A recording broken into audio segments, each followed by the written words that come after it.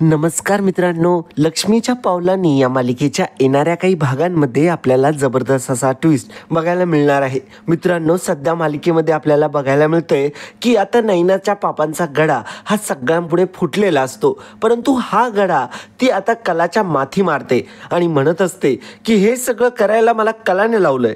तेव्हा मात्र आता कला म्हणत असते, नैनाताई, एक ताई म्हणून तू चांगली ठरली नाहीस कधी, परंतु एक बाई म्हणून सुद्धा आता तू चांगली ठरली नाही. काही चुकीचे आरोप तू माझ्यावरती लावू शकत नाहीस, असं आता कला म्हणत असते. परंतु आता कलाचं ऐकण्यासाठी कुठं तयार आहे घरातलं कोणी? सर्वांना असंच वाटायला लागतं की कलानेच आता हे नैनाला सगळं करायला लावलेलं असतं. परंतु आता कला म्हणत असते की ताई, अगं तू माझं नाव नको घेऊस असं. तेव्हा मात्र नैना म्हणत असते, नाही, हे सगळं मला जर करायला कोणी लावलंय ना, हे कलानेच करायला लावलंय. कलाच म्हटली होती की तुला जर या घरामध्ये यायचं असेल तर तुलाच हे नाटक करावंच लागेल. आणि मग मी आता कलाताईचं ऐकल्यानंतर मग मला या घरामध्ये प्रवेश मिळाला आणि मग मी या घरामध्ये आले आणि या सगळ्या गोष्टींमध्ये माझी साथ दिली ती कलाने, आणि कलानेच हे नाटक करायला लावलं. खरं तर मला हे नाटक करायचं नव्हतं, मला असं कधी तुमची फसवणूक कधी करायची नव्हती, असं आता नैना खूप शिपारक्या मारून सांगू लागते. आणि आता ही गोष्ट काय कलाला सहन होत नसते. कला सारखी नैनाला म्हणत असते, नैनाताई, अगं तू माझ्यावरती काय लोटते हे सगळं? अगं तू केलंयस ना हे सगळं, मग तू माझ्यावरती का बरं लोटते? तेव्हा मात्र नैना म्हणत असते की का बरं नको लोटू? अगं तू जर मला हे सगळं करायला लावलंय आणि तुझ्यामुळंच हे सगळं घडलंय, तर हे सगळं मी केलंय असं का बरं म्हणू मी? असं मात्र आता नैना उलट्या बोंबा मारून. मित्रांनो, व्हिडिओला लाईक करायला विसरलायत वाटतं. लगेच ते लाईकचं बटन दाबा, त्याने आम्हाला नवनवीन व्हिडिओ बनवण्याची प्रेरणा मिळते. आणि सोबतचं ते सबस्क्राईबचं बटन आहे, त्यावरती लाटणं फेकून मारा किंवा शिरे फेकून मारा, परंतु ते फक्त बटन दाबलं गेलं पाहिजे. तेव्हा मात्र आता सरोज चिडते आणि म्हणत असते की मला आधीपासून माहिती होतं या दोन्ही वहिनी फार फसव्या आहेत. आणि अद्वैत, तू आता त्या मुलीच्या नादी लागायला लागला होता ना, बघितलं काय केलं त्या पोरीनी? अरे मी तुला इतकं समजावून सांगत होते, मी इतक्या काही गोष्टी तुला समजावल्या तरी तुला समजल्या नाही. आता तू तर त्या मुलीच्याच आहारी जायला लागला होता, परंतु बघितलं ना, हे सगळे नाटकं आहेत, नाटकं. अरे त्या फक्त आणि फक्त हे घर लुटायला आलेले आहेत. तुला ही गोष्ट समजली कशी नाही आतापर्यंत? अरे अद्वैत, मी तुला किती दिवसांपासून सांगत होते. तेव्हा आता अशी गोष्ट सरोज अद्वैतला समजावून सांगू लागते. परंतु आता अद्वैत म्हणत असतो की आई, परंतु आता सरोज म्हणते की अद्वैत, तू एक शब्दही बोलू नको. आता अद्वैतलाही काही कळत नसतं. अद्वैतला आधीच कला म्हणालेली असते की अद्वैत, मला तुला काहीतरी सांगायचंय. आणि तेव्हा मात्र अद्वैतने ते काय ऐकलेलं नसतं, कलाला काय बोलायचंय ते. कलाला त्याने वेळ दिलेला नसतो त्यावेळेस आता अद्वैतला आठवत असतं की कला काहीतरी सांगायला आलेली होती मला, परंतु मी त्यावेळेस तिचं काय ऐकलं नाही. आणि आता हे सगळं जेव्हा रोहिणीने सर्वांसमोर आणलेलं असतं, तेव्हा मात्र वेळ निघून गेलेली असते. कलाच्या या सगळ्या गोष्टींवरती आता पाणी फिरलेलं असतं. कलाने सगळं जे काही घरासाठी केलेलं असतं, घरातल्या प्रत्येकासाठी केलेलं असतं, ते सगळेजण विसरलेले असतात. सगळ्यांना असंच वाटत असतं की नैना बोलतीये तेच खरंय. आता नैना एकावरती एक गोष्टी चढून सांगायला लागलेली असते. त्यावेळेस मला या घरामध्ये जर कोणी आणलं असेल तर ते फक्त आणि फक्त आणलं ते कलाने. आणि कलालाच या सगळ्या गोष्टी आधीपासून माहिती होत्या. कलाने फक्त मला या घरामध्ये आणण्यासाठी खोटं बोलायला लावलं नाही, तर माझी सगळ्यांची फसवणूक करायला लावली.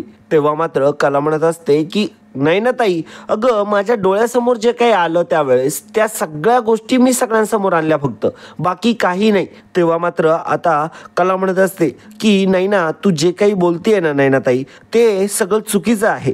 तू चुकीचे आरोप करतेयस माझ्यावरती. अगं मी हे सगळं सहन नाही करू शकत आहे. मी तुला आत्ताच सांगते, माझ्यावरती असले घाणेरडे आरोप लावू नको. सत्य जर तुझं समोर आलंय तर सगळ्यांसमोर सत्य सांगून टाक. आता हे सगळं कला नैनाला खूप चांगल्या भाषेत बोलत असते आधी, परंतु काही नैना ऐकायला तयार नसते. मंडळी, तुमच्यासाठी एक प्रश्न आहे. नैनाचं सत्य सगळ्यांना आता समजलंय, तर कलाने स्वतःला सत्य सिद्ध केल्यानंतर नैना सोबत चांदेकर कसं वागतील? पर्याय 1, तिला घराबाहेर काढतील. पर्याय 2, तिला घरातच ठेवतील. पर्याय 3, नैना आणि कला या दोघींनाही घराबाहेर काढतील. पर्याय 4, फक्त कलाला घराबाहेर काढतील आणि नैनाला घरातच ठेवतील. तुमचं उत्तर लवकरच कमेंटमध्ये कळवा. धन्यवाद. नैनाचं एकच असतं की हे सगळं जे काही केलंय ते सगळं कलाने केलंय. कलानेच मला ह्या सगळ्या गोष्टींमध्ये ओढलंय आणि कलानेच मला हे सगळे नाटकं करायला लावले आणि चांदेकरांच्या घरामध्ये प्रवेश करायला लावला. त्यावेळेस मात्र आता रोहिणी आणि सरोज दोघीही एकत्र येतात. आता रोहिणी टाळ्या वाजवू लागते आणि म्हणत असते की वा वा वा वा, खरंय ही गोष्ट अगदी छान वाटते हा ऐकायला. खरं म्हणजे आता या दोघी बहिणींचेच भांडणं सुरू झाले इथे. खरा पॉइंट आमची फसवणूक झालीये हा आहे. आणि खरं म्हणजे बघायला गेलं तर चांदेकरांची एवढी मोठी फसवणूक करणारे ह्या दोघी यांना एवढी हिंमत आली तरी कुठून? आबा बघितलं ना, तुम्हालाच पुळका होता या मुलीचा. बघितलं काय केलंय हिने. तेव्हा मात्र आता या सगळ्या गोष्टी जेव्हा सगळ्यांसमोर आलेल्या असतात त्यावेळेस मात्र रोहिणी आणि सरोज दोघेही खूप आनंदी झालेले असतात. आणि आता सरोज सुद्धा आता खूप मोठमोठ्याने बोलायला लागते आणि म्हणत असते की आबा आता मी तुमचं यावेळेला काही ऐकणार नाही. यांना शिस्तीत घराबाहेर काढा, नाहीतर मी या घराच्या बाहेर निघून जाईन, असं आता सरोजचं बोलणं असतं. तेव्हा मात्र कला म्हणत असते की मी तुम्हाला सगळ्यांना एकदा माझी बाजू मांडू द्या. मला माझी बाजू मांडण्याची संधी द्या. मला एकदा बोलू द्या माझ्या मनातलं जे काही आहे ते. तेव्हा मात्र आबा म्हणत असतात की बोल पोरी, तुला काय बोलायचंय ते सगळं बोल, कारण की ही गोष्ट खूप गंभीर आहे. तुलाही समजत असेल की या गोष्टीचं महत्त्व काय आहे. तेव्हा मात्र कला म्हणत असते की हो आबा, मला समजतंय, तुम्हाला जे काही बोलायचंय ना ते सगळं समजतंय मला, आणि ह्या गोष्टीचं काय महत्त्व आहे हे सुद्धा मी जाणून आहे. परंतु आबा मी या गोष्टीमध्ये कुठेही सामील नव्हते. मला त्यावेळेस नैनाताईने जे काही दाखवलं, जे काही सांगितलं त्या गोष्टींवरती मी विश्वास ठेवला. मी एक विचार केला, एक बाई या गोष्टीबद्दल कसं काय खोटं बोलू शकते.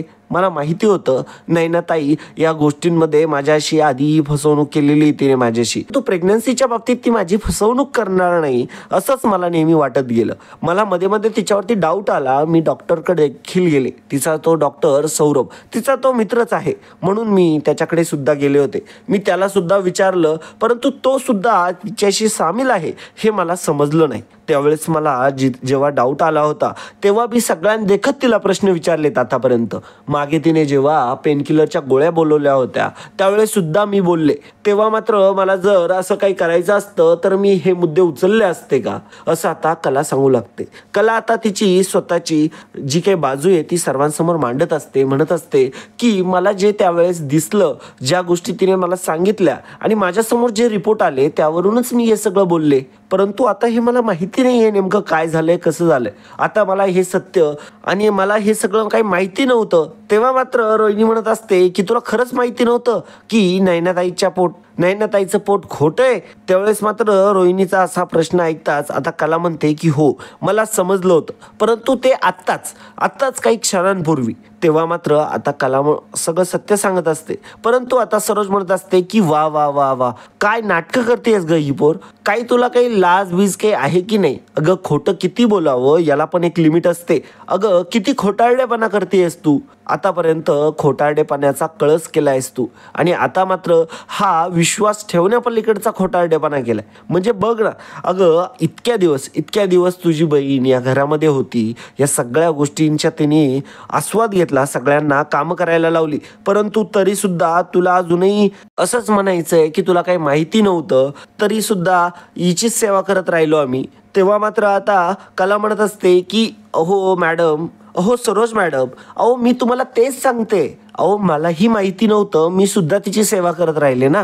अहो मला जर माहिती असतं तर मी हे सगळ्यांना सांगितलंच असतं. तेव्हा मात्र नैना म्हणत असते की कला तू असं नको बोलू, आता स्वतः सज्जन असल्याचा आव नको आणू. तू सज्जन असल्याचा आव आणण्यामध्ये ना एक्सपर्ट आहे, एक्सपर्ट. अगं तू किती खोटारडी आहे, तू किती फ्रॉड आहेस हे सगळ्यांना कळू दे. अगं माझं जसं सत्य समोर आलंय तसं तुझंही सत्य येऊ दे सगळ्यांसमोर. तेव्हा मात्र आता कला म्हणत असते की अगं नैनाताई, की अगं नाही ना ताई, अगं हे काय बोलतेस तू, अगं मी खोटारडेपणा करतेय, अगं मी काय खोटारडेपणा केला सांग ना. अगं आत्ता काही मिनिटांपूर्वी मी जेव्हा ह्या सगळ्या गोष्टी बघितल्या त्यावेळेस मी तुला काय बोलले की मी खाली जाऊन सगळ्यांना सांगते. मी अद्वैत तुला सांगण्याचा प्रयत्न देखील केला, परंतु तुझ्याकडे वेळ नव्हता ऐकून घ्यायला.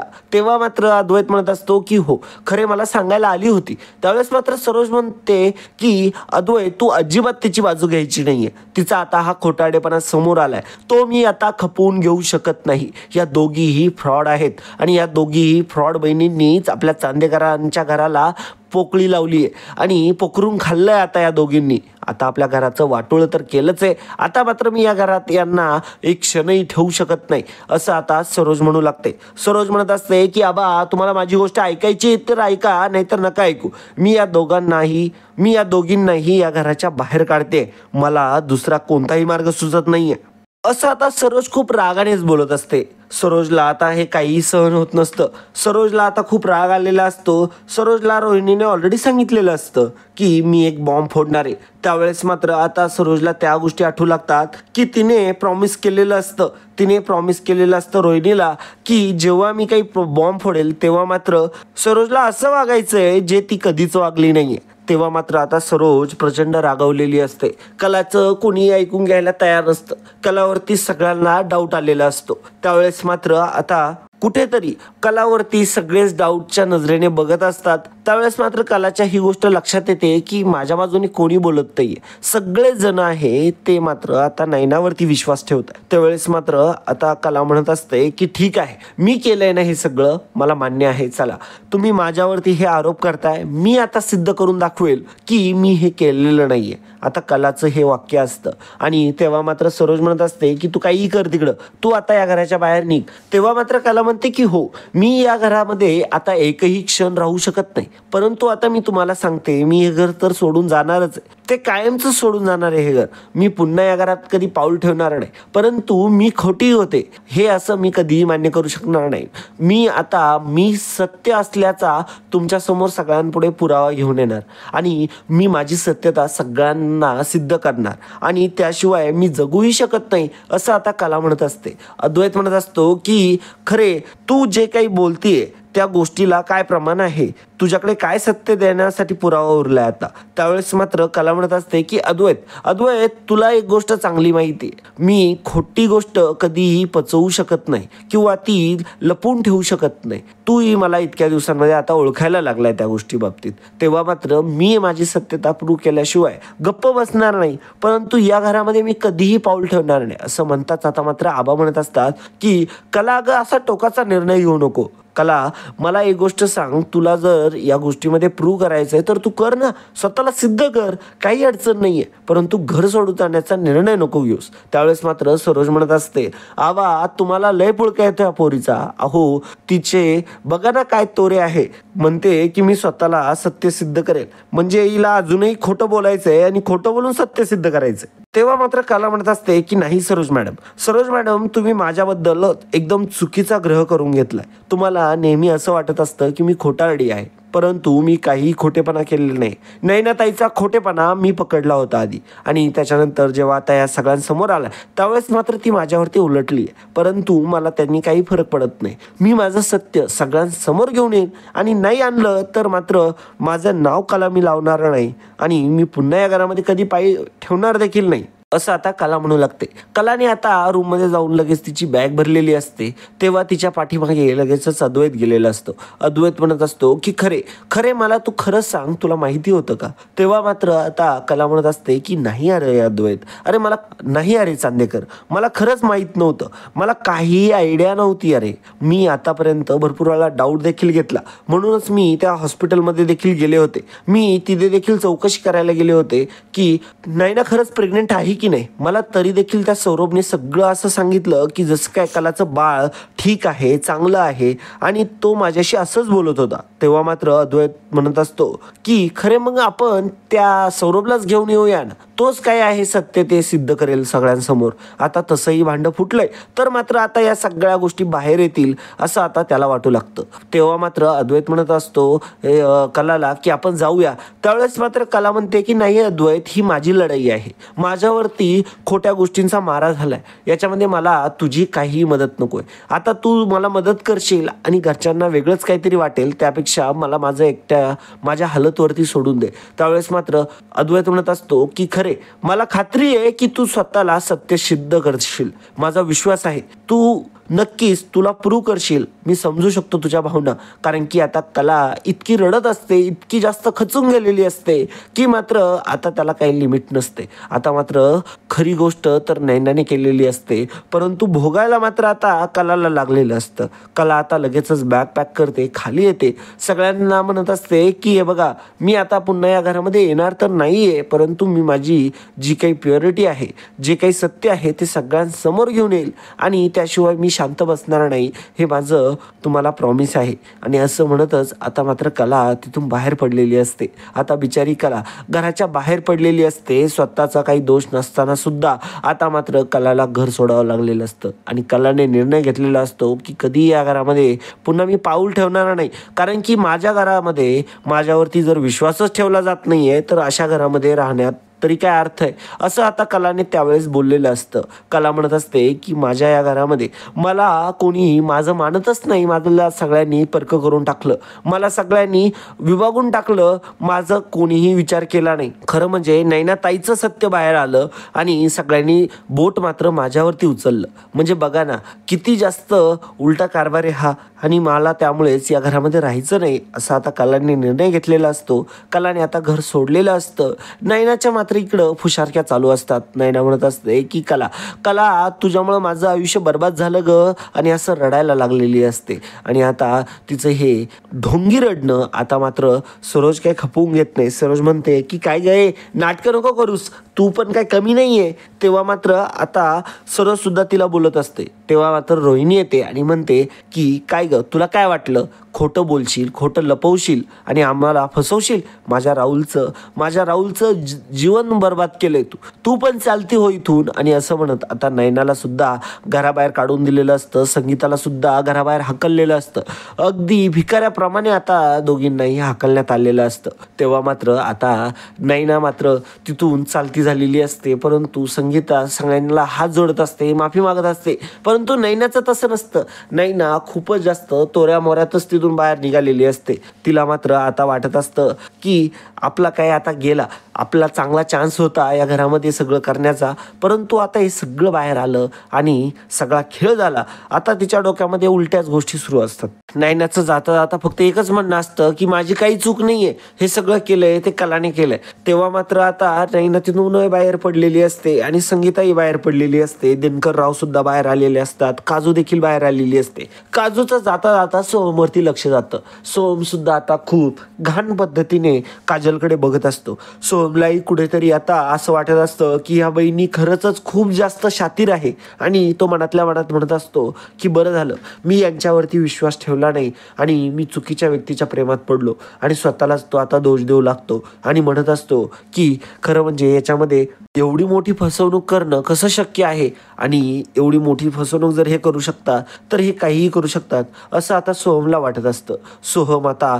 काजलकडे बघता बघता मागे वळून घेतो, दुसरीकडे बघायला लागतो. आणि आता खरे कुटुंबीय पूर्णपणे आता चांदेगारांपासून दूर झालेलं असतं आणि आता ते पूर्णपणे वेगळं झालेलं असतं. इकडे आबांना मात्र टेन्शन आलेलं असतं. अद्वैत आबांना म्हणत असतो की आबा तुम्ही काळजी करू नका, जे काही होईल ते कला व्यवस्थित करेल. तुम्हाला माहिती आहे ना, खरे कधी गप्प बसू शकत नाही. ती जर सत्य असेल तर तिचं सत्य सगळ्यांसमोर प्रूव्ह करेल असं आता अद्वैत म्हणत असतो. तेव्हा मात्र सरोज म्हणत असते की अद्वैत मी तुला काय बोलते समजत नाहीये का, तू आता इथून पुढे त्या खरेशी कोणताही संबंध ठेवणारा नाहीयेस. आणि आता आपले सगळे संबंध तुटलेत त्यांच्याबरोबरचे, आता त्यांच्याशी मी सगळे संबंध तोडून टाकलेत असं आता सरोज म्हणू लागते. तेव्हा मात्र अद्वैत काहीही बोलत नसतो. अद्वैत आता म्हणत असतो की आता आईला इतका राग आला, इतकी फसवणूक झाली आहे, साहजिकच आहे, ती असंच वागणार आहे आता. तेव्हा मात्र अद्वैत काहीही बोलत नाही. परंतु आता इकडे कला बाहेर पडलेली असते. कला जेव्हा बाहेर पडते तेव्हा मात्र ती मागचा पुढचा विचार करत नाही. लगेचच ती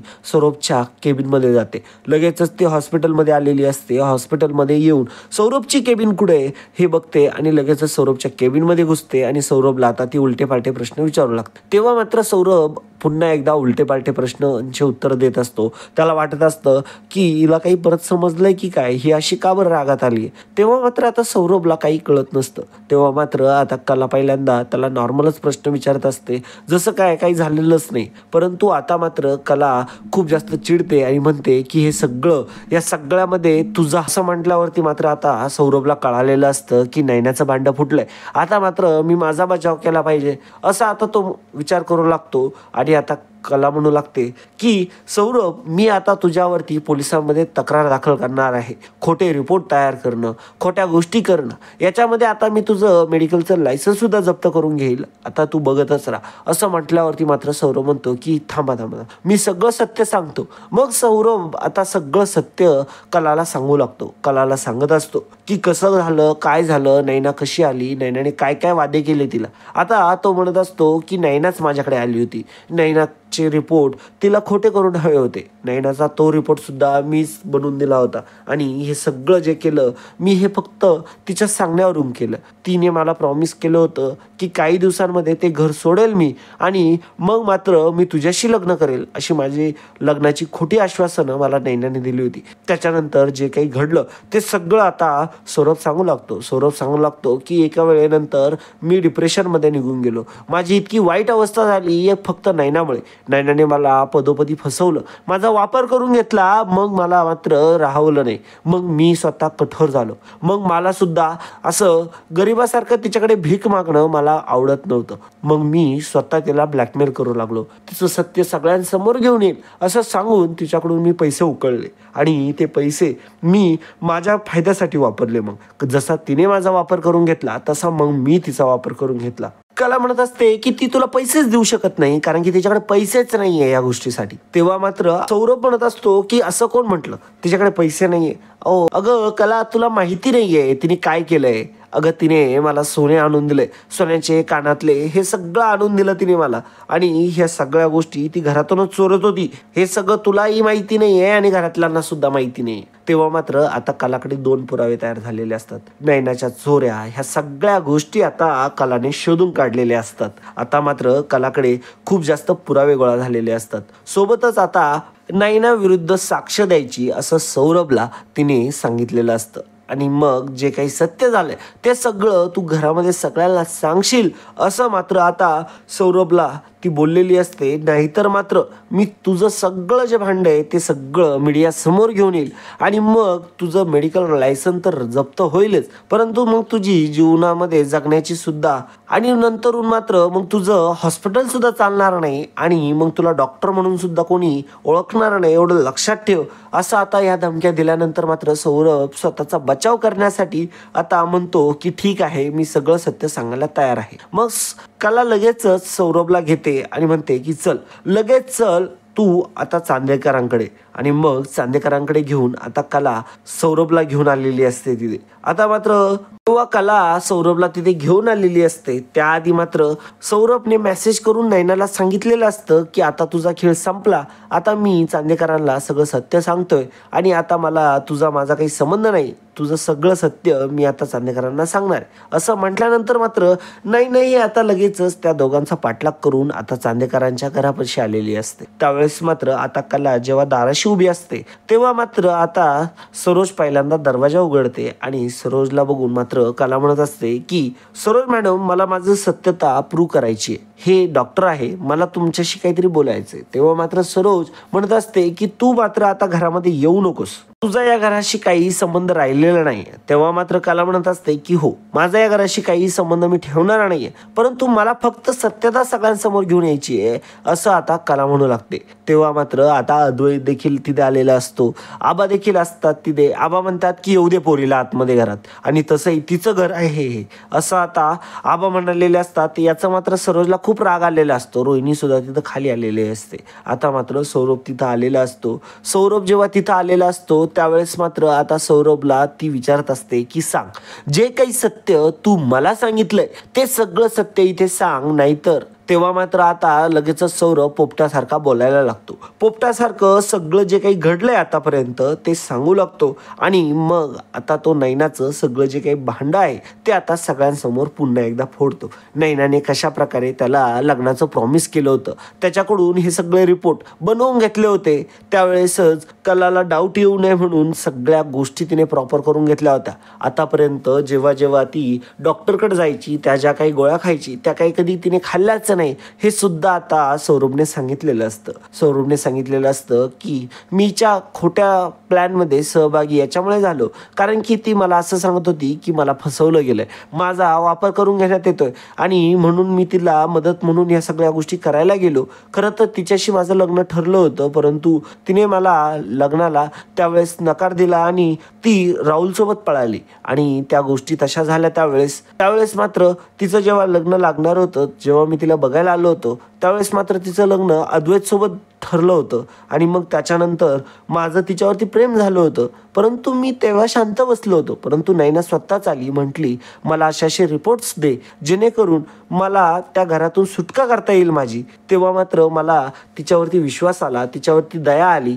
तिची अवस्था मला अशी वाटली की खरंच खूप बिकट आहे, म्हणून मी माझा नियम मोडत मी रिस्क घेत तिची मदत केली. परंतु नंतरून मात्र ती माझा वाटेल तसा वापर करून घ्यायला लागली. माझ्याशी गोड गोड बोलून, मला खोटे आश्वासनं देऊन, मला खोट्या खोट्या गोष्टी सांगून मात्र ती मला फसवतच गेली. मग मी नंतरून तिचाच वापर करून घ्यायचं ठरवलं, आणि मग मी तिच्याकडून पैसे उकळायला सुरुवात केली. आणि मग तिने हळूहळू घरातल्या बरेचशा दागिने मला तिने आणून दिले. कानातले, गळ्यातले असे सगळे दागिने तिने माझ्याकडे दिले. असं आता सौरभने सांगितल्यानंतर मात्र घरच्यांना विश्वास बसलेला असतो. तेव्हा मात्र रोहिणीला सुद्धा धक्का बसलेला असतो की ने घरामध्ये चोरी केली आणि आपल्याला कसं माहिती नाही, असं आता या सगळ्या गोष्टींचा धक्का सगळ्यांना बसलेला असतो. सगळ्यांना एक गोष्ट लक्षात आलेली असते की कला सांगते ते खरं आहे, आणि आता सौरभने हे सगळं सत्य सांगितलेलं असतं. नैना देखील तिथं आलेली असते. नैना आता म्हणायला लागते की तुम्ही सगळे फसलात ना, अहो कला आहेतच थोडी फसवणारी, अहो तुम्हाला माहिती नाहीये कला कुठल्या लेवलची पोहोचलेली आहे. तेव्हा मात्र कला म्हणत असते की नैना ताई अगं काय बोलतेस हे. तर मित्रांनो आता नैना आलेली असते तिथं, आणि नैना पुन्हा एकदा उलट्या बोंबा मारायला सुरुवात करते. आणि आता हे सगळं सत्य जे आहे ते चांदेकरांना समजलेलं असतं, आणि अद्वैतच्या मनात सुद्धा कलाविषयी इज्जत वाढलेली असते, आणि कलाची त्याला सत्यता ही आता पटलेली असते. परंतु आता नैना तिथं आल्यामुळे आता एक मोठा कारभार होणार आहे. ते जर जाणून घ्यायचं असेल की पुन्हा जेव्हा आता कलाने हे सगळं सत्य समोर आणलेलं असतं, नैनाचं सगळं भांडं फोडलेलं असतं, नैनाच्या त्या लेवलच्या सगळ्या गोष्टी जेव्हा समोर आलेल्या असतात, तेव्हा सुद्धा आता नैना तिथे येऊन काहीतरी कारस्थान करणार असते. ते जर जाणून घ्यायचं असेल तर मित्रांनो पार्ट 2 अशी कमेंट करा, आणि आपण लवकरच पुढला देखील ट्विस्ट चॅनलवरती अपलोड करू. तर मित्रांनो आजच्यासाठी इतकंच. पुन्हा भेटूया पुढच्या भागामध्ये. तोपर्यंत जय हिंद, वंदे मातरम. धन्यवाद.